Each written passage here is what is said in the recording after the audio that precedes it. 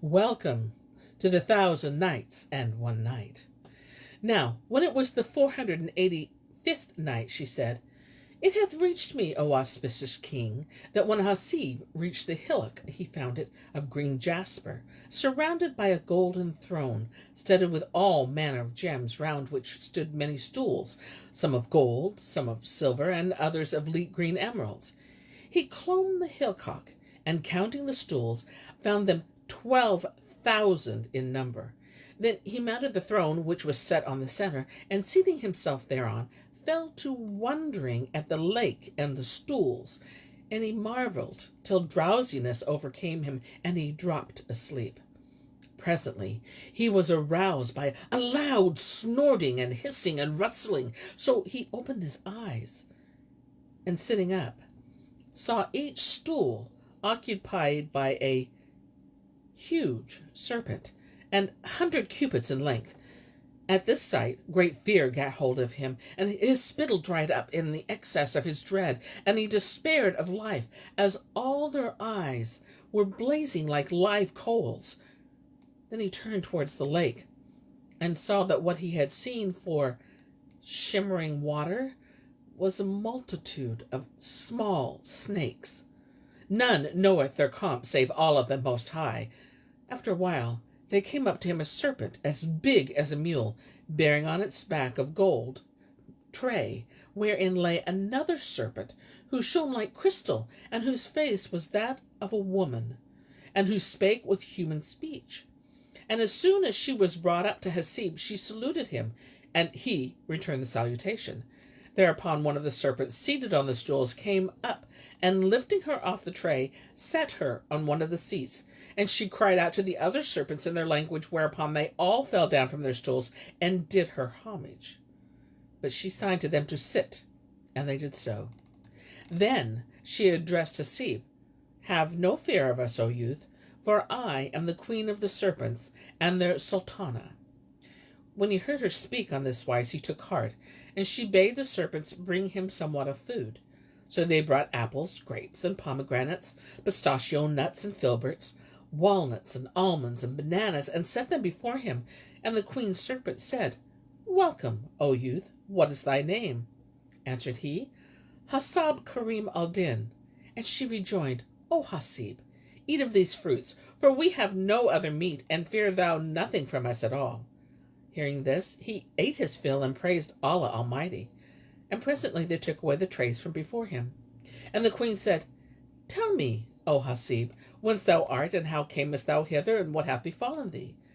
So he told her his story from first to last, the death of his father, his birth, his being sent to school where he learnt nothing, his becoming a woodcutter, his finding the honey cistern, his being abandoned therein, his killing the scorpion, his widening the crevice, his finding the iron door, and his coming upon the queen.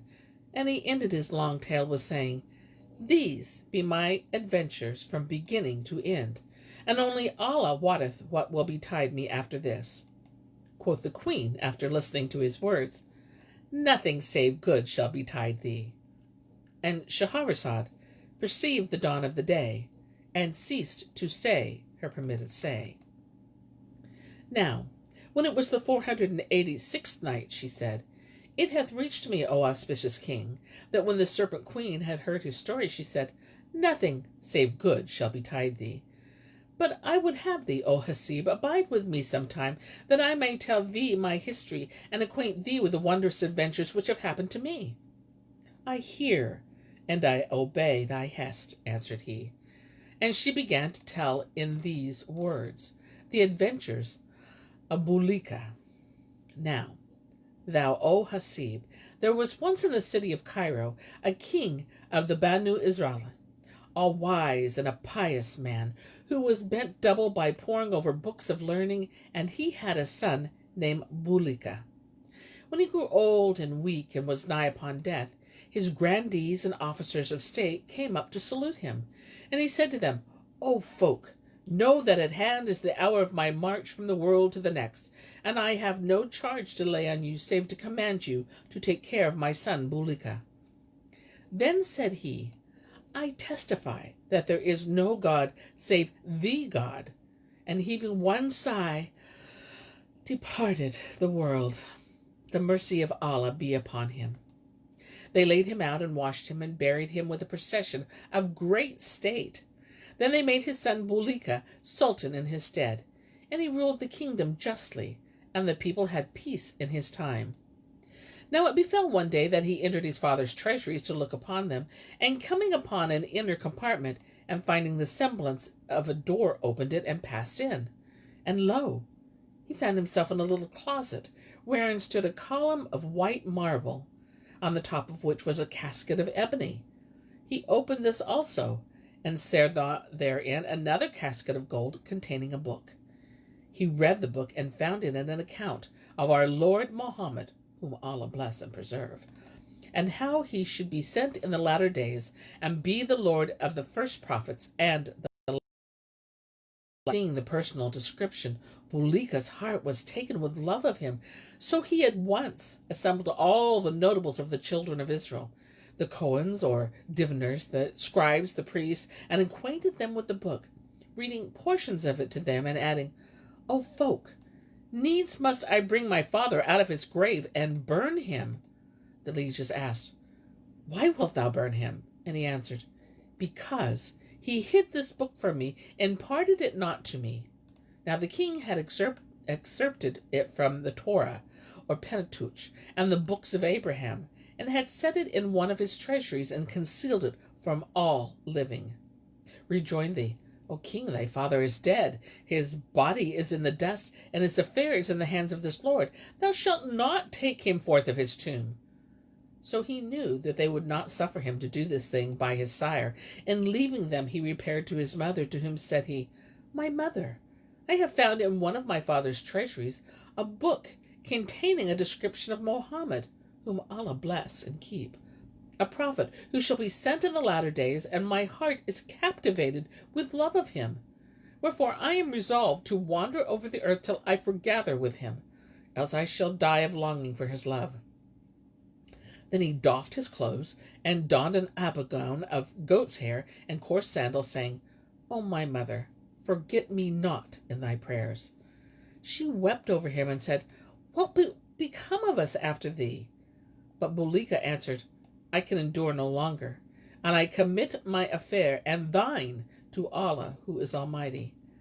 Then he set out on foot Syriawards, without the knowledge of any of his folks, and coming to the seaboard, found a vessel whereon he shipped as one of the crew. They sailed till he made an island where Bulukiya landed with the crew. But straying away from the rest, as he sat down under a tree, and sleep got the better of him. When he awoke, he sought the ship, and found that she had set sail without him. And in that island he saw serpents, as big as camels, and palm trees, which repeated the names of Allah, be he extolled and exalted, and bless Mohammed, whom the Lord assain and save, proclaiming the unity and glorifying the glorious, whereat he wondered. And Shahrazad perceived the dawn of the day, and ceased to say her permitted say. And now, when it was the 487th night, she said, It hath reached me, O auspicious king, that when Bulukiya saw the serpents glorifying God and proclaiming the unity, he wondered with extreme wonder. When they saw him, they flocked to him, and one of them said to him, Who and whence art thou, and whither thou goest, and what is thy name? Quoth he, My name is Bulukiya. I am of the children of Israel, and being distracted for love of Mohammed, whom Allah bless and keep, I come in quest of him. But who are ye, O noble creatures? Answered they, We are of the dwellers of Jahannam, hell, and the Almighty Allah created us for the punishment of Kafirs. And how came ye hither? Asked he. And the serpents answered, Know, O Bulukiya, that hell, of the greatness of her boiling, breatheth twice a year, expiring in the summer, and inspiring in the winter, and hence the summer heat and winter cold. When she excelled, she casteth us forth of her maw, and we are drawn in again with her inhaled breath. Quoth Bulukiya, Say me, are there greater serpents than you in hell? They said, Of a truth, We are cast out with the expired breath, but we reason of our smallness. For in hell every certain serpent is so great that they were the biggest of us to pass over its nose, and would not feel us. Asked Bulukiya, Ye sing the praises of Allah, and invoke blessings on Mohammed, whom the Almighty assain and save. Whence wot ye of Mohammed?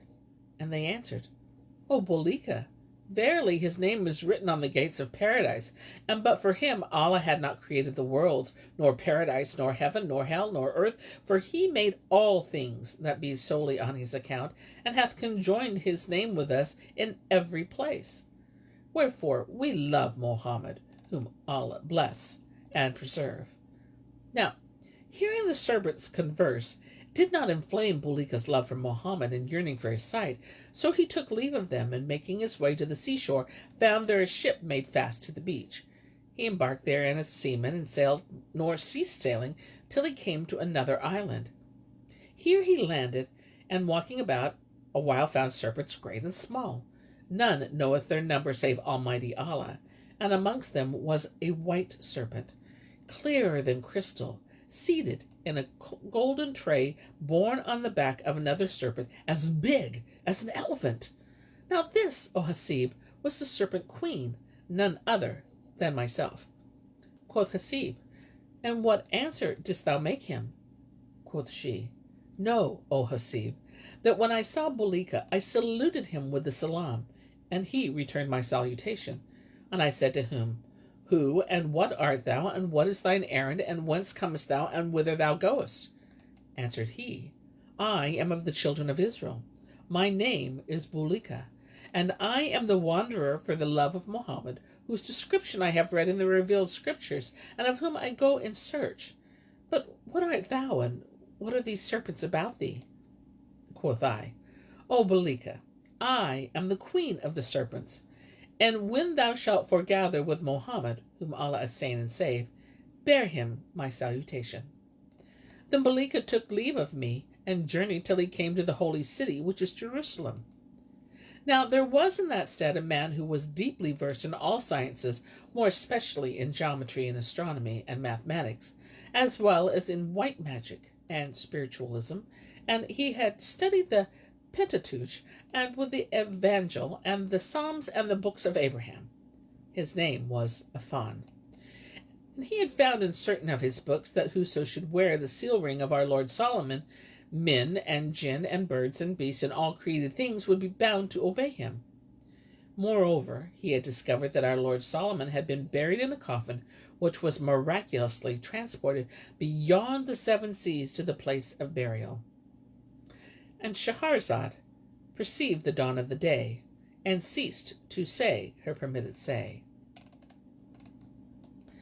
Now, when it was the 488th night, she said, It hath reached me, O auspicious king, that Aphan had found in certain books that none mortal or spirit could pluck the seal ring from the Lord Solomon's finger, and that no navigator could sail his ship upon the 7 seas over which the coffin had been carried.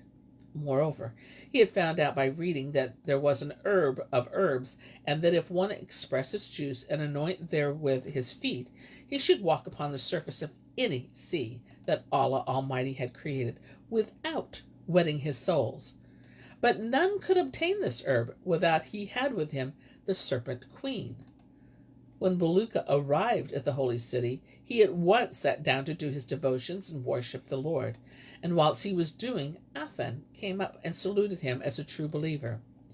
Then, seeing him reading the Pentateuch and adoring the Almighty, he accosted him, saying, What is thy name, O man, and whence comest thou, and whither thou goest? He answered, My name is Bulukiya. I am from the city of Cairo, and I come forth wandering in quest of Mohammed, whom Allah bless and preserve. Quoth Aphan, Come with me to my lodging, that I may entertain thee. To hear is to obey, replied Bulukiya. So the devotee took him by the hand, and carried him to his house, where he entreated him with the utmost honor, and presently said to him, Tell me thy history, O my brother, and how thou camest to the knowledge of Mohammed, whom Allah assain and save, that thy heart hath been taken with love of him, and compel thee to fare forth and seek him, and lastly, tell me, who it was directed thee in this road. So he related to him his tale in its entirety, whereupon Aphon, who well nigh lost his wits for wonder, said to him, Make tryst for me with the queen of the serpents, and I will bring thee in company with Mohammed, albeit the date of his mission is yet far distant. We have only to prevail upon the queen, and carry her in a cage to a certain mountain where the herbs grow. And as long as she is with us, the plants, as we pass them, will parley with human speech, and discover their virtues by the ordinance of Allah the Most High. For I have found in my books that there is a certain herb, and all who express its juice, and anoint therewith their feet, shall walk upon whatever sea Allah Almighty hath made, without wetting their souls. When we have found the magical herb, we will let her go her way, and then we will anoint our feet with the juice, and cross the 7 seas till we come to the burial place of our Lord Solomon. Then we will take the ring off his finger, and rule even as he ruled, and win all our wishes. And we will enter the main of murks, and drink of the water of life, and so the Almighty will let us tarry till the end of time, and we shall foregather with Mohammed, whom Allah bless and preserve. Hearing these words, Bulukiya replied, O Aphon, I will make tryst for thee with the serpent queen, and at once show thee her abiding place. So Aphon made him a cage of iron, and providing himself with 2 bowls, one full of wine, and the other of milk, took ship with Bulukiya, and sailed till they came to the island, where they landed and walked upon it. Then Aphon set up the cave, in which he laid a noose, and withdrew after placing in it 2 bowls, when he and Bulukiya concealed themselves afar off. Presently up came the queen of the serpents, that is myself, and examined the cage. When she, that is I, smelt the savour of the milk, she came down from the back of the snake, which bore her tray, and entering the cage, drank up the milk. Then she went to the bowl of wine, and drank of it, whereupon her head became giddy, and she slept. When Aphon saw this, he ran up, and locking the cage upon her, set it on his head, and made for the ship, he and Bulukiya. After a while she awoke, and finding herself in a cage of iron on a man's head, and seeing Bulukiya walking beside the bear, said to him, This is the reward of those who do not hurt to the sons of Adam? Answered he, O queen, have no fear of us, for we will do thee no hurt at all. We wish thee only to show us the herb, which when pounded and squeezed yieldeth the juice, and this rubbed upon the feet conferreth the power of walking dry-shod upon what sea Allah Almighty hath created.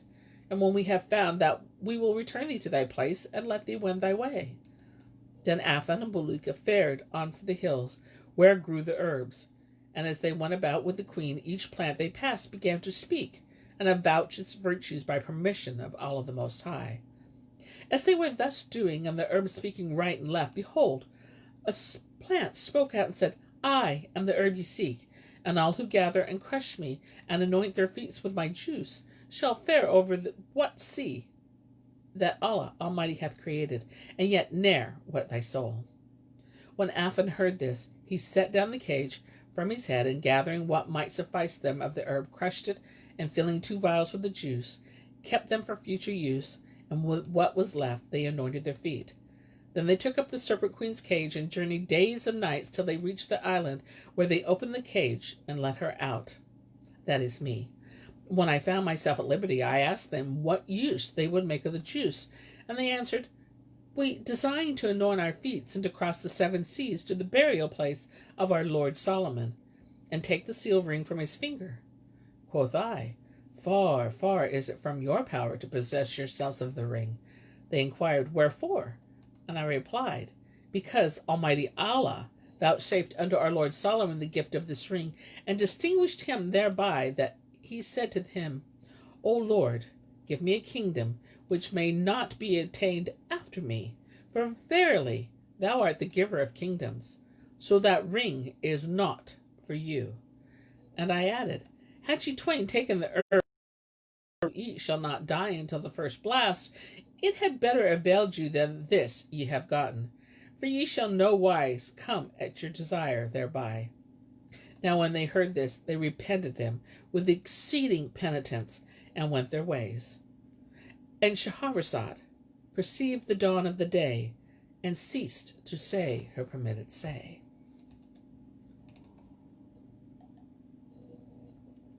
Now, when it was the 489th night, she said, "It hath reached me, O auspicious king." Then when Bulukiya and Afan heard these words, they repented them with an exceeding penitence, and went their way. Such was their case. But as regards myself, continued the Serpent Queen, I went in quest of my host, and found it fallen in piteous case, the stronger of them having grown weak in my absence, and the weaker having died. When they saw me, they rejoiced, and flocking about me asked, "What hath befallen thee, and where hast thou gone?" So I told them what had passed between me, and after I gathered my forces together and repaired with them to the mountain Kaf, where I wont to winter, summering fresh in the place where thou now seest me, O Hasib Karim al-Din. This, then, is my story, and what befell me. Thereupon Hasib marveled at her words, and said to her, "I beseech thee of thy favor, bid one of thy guards bear me forth to the surface of the earth, that I may go to my people." She replied, "O Hasib, thou shalt not have leave to depart from us till winter come, and needs must thou go with us to the mountain Kaf, and solace thyself with the sight of the hills and sands and trees and birds, magnifying the one God, the victorious, and look upon Marids and Ifrits and Jinn, whose number none knoweth save Almighty Allah." When Hasib heard this, he was sore chafed and chagrined. Then he said to her, "Tell me, Afran and Bulukiya, when they departed from thee and went their way, did they cross the 7 seas and reach the burial place of our Lord Solomon or not? And if they did they have power to take the ring or not?" Answered she, "Know that when they left me, they anointed their feet with the juice, and walking over the water fared on from sea to sea, diverting themselves with the wonders of the deep, not ceasing, they faring till they had traversed the 7 seas, and came in sight of a mountain soaring high in the air, whose stones were emeralds, and whose dust was musk, and in it was a stream of running water. When they made it, they rejoiced, saying each to the other, 'Verily, we have won our wish.' And they entered the passes of the mountain, and walked on till they saw from afar a cavern surmounted by a great dome, shining with light. So they made for the cavern, and entering it, behold, therein a throne of gold studded with all manner of jewels, and about it stools, whose number none knoweth save Almighty Allah. And they saw lying at full length upon the throne our Lord Solomon, clad in robes of green silk, enwoven with gold, embroidered with jewels and precious minerals. His right hand was passed over his breast, and on the middle finger was the seal ring, whose luster outshone that of all other gems in the place. Then Afran taught Bulukiya adjurations and conjurations galore, and said to him, "Repeat these conjurations, and cease not repeating them until I take the ring." Then he went up to the throne. But as he drew near unto it, lo, a mighty serpent came forth from beneath it, and cried out at him with so terrible a cry that the whole place trembled, and sparks flew from its mouth, saying, "Begone, or thou art a dead man." But Afan busied himself with his incantations, and suffered himself not to be startled thereby. Then the serpent blew such a fiery blast at him that the place was like to be set on fire. And he said to him, "Woe to thee! Except thou turn back, I will consume thee." Hearing these words, Bulukiya left the cave, but Afran, who suffered himself not to be troubled, went up to the prophet. Then he put out his hand to the ring and touched it, and drove it off the Lord Solomon's finger. And behold, the serpent blew on him once more, and he became a heap of ash. Such was the case. But as regards Bulukiya, he fell down in a swoon. And Shahrazad perceived the dawn of the day, and ceased to say her permitted say. Now, when it was the 490th night, she said, "It hath reached me, O auspicious king, that the queen continued, when Bulukiya saw Afan burned up by the fire and became a heap of ashes, he fell down in a swoon. Thereupon the Lord, magnified be his majesty, bade Gabriel descend earthwards and save him ere the serpent should blow on him. So Gabriel descended without delay, and finding Afrin reduced to ashes, and Bulukiya in a fit, aroused him from his trance, and saluting him asked, "How camest thou hither?" Bulukiya related him his history from first to last, adding, "Know that I came not hither but for the love of Mohammed, whom Allah assain and save, and of whom Afrin informed me that his mission would take me to a place at the end of time. Moreover, that none should foregather with him but those who endure to the last days by drinking of the water of life through means of Solomon's seal. So I accompanied him hither, and there befell him what befell. But I escaped the fire, and now it is my desire that thou inform me where Mohammed is to be found." Quoth Gabriel, "O Bulukiya, go thy ways, for the time of Mohammed's coming is yet far distant." Then he ascended up to heaven forthright, and Bulukiya wept with sore weeping, and repented of that which he had done, calling to mind my words, whenas I said to him, "Far is it from man's power to possess himself of the ring." Then he descended from the mountain, and returned in exceeding confusion to the seashore, and passed the night there, marveling at the mountains and seas and islands around him. When morning dawned, he anointed his feet with the herb juice, and descending to the water set out and fared on over the surface of the sea days and nights, astonished at the terrors of the main, and the marvels and wonders of the deep, till he came to an island, as it were the Garden of Eden. So he landed, and finding himself in a great and pleasant island, paced about it, and saw with admiration that its dust was saffron, and its gravel carnelian, and precious minerals, and its hedges were of jasmine. Its vegetation was of the goodliest of trees, and of the brightest of odoriferous shrubs. Its brushwood was of Comorin and Sumatran aloes woods, and its reeds were sugar canes. Round about it were roses, and narcissus, and amaranths, and gillyflowers, and camomiles, and white lilies, and violets, and other flowers of all kinds and colors. Of a truth, the island was the goodliest place abounding in space, rich in grace, a compendium of beauty, materials, and spiritual. The birds warbled on the branches with tones far sweeter than chants of the Koran, and their notes would console a lover whom longings unman. And therein the gazelle frisked free and fain, and wild cattle roamed about the plain. Its trees were of the tallest height, its streams flowed bright, its springs welled with waters sweet and light, and in all therein was a delight to sight in sprite. Bulukiya marveled at the charms of the island, but knew that he had strayed from the way he was taking company with Afrin. He wandered about the place, and solaced him with various spectacles until nightfall, when he climbed into a tree to sleep. But as he sat there musing over the beauty of the sight, behold, the sea became troubled, and there rose up to the surface a great beast, which cried out with a cry so terrible that every living thing upon the isle trembled. As Bulukiya gazed upon him from the tree and marveled at the bigness of his bulk, he was presently followed unexpectedly by a multitude of other sea beasts in kind manifolds, each holding in his forepaw a jewel which shone like a lamp, so that the whole island became as light as day for the luster of the gems.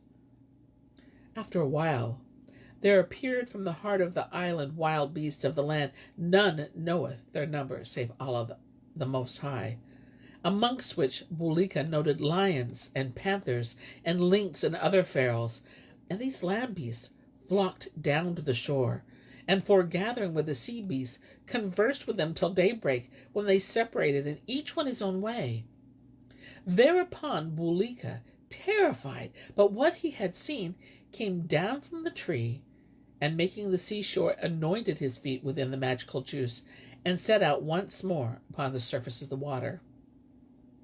He fared on days and nights over the second sea, till he came to a great mountain, skirting which ran a wady without end, the stones whereof were magnetic iron, and its beast lions and hares and panthers. He landed on the mountain foot, and wandered from place to place till nightfall, when he sat down sheltered by one of the base hills on the seaside to eat the dried fish thrown up on the sea. Presently he turned from his meal, and behold, a huge panther was creeping up to rend and raven him. So he anointed his feet in haste with the juice, and descending to the surface of the water, fled walking over the third sea in the darkness. For the night was black, and the wind blew stark. Nor did he stay his course till he reached another island, whereon he landed and found there trees bearing fruits both fresh and dry. So he took of these fruits and ate, and praised Allah Almighty, after which he walked for solace about the island till eventide. And Shahrazad perceived the dawn of the day, and ceased saying her permitted say. And so do I cease my telling of these tales for today, until it be morrow.